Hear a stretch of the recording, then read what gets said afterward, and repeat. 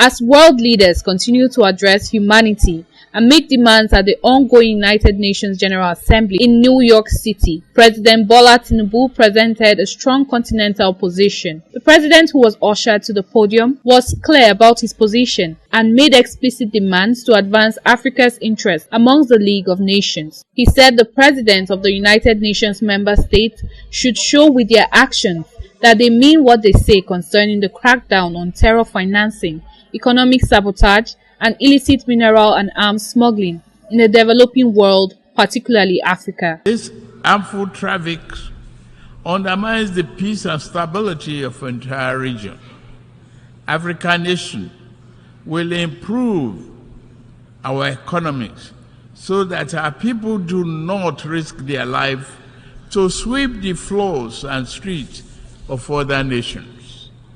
We also shall devote ourselves to disbanding extremist groups.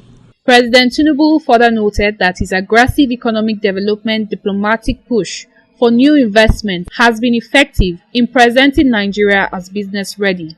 The president equally noted that the global fight against the effects of climate change cannot be based on one-size-fits-all approach. Climate change severely impacts Nigeria and Africa.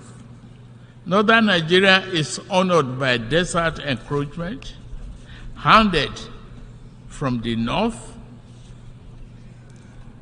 All are arable lands. Our south is pounded by the rising tide of coastal flooding and erosion. African nations will fight climate change, but must do so on fair and just terms.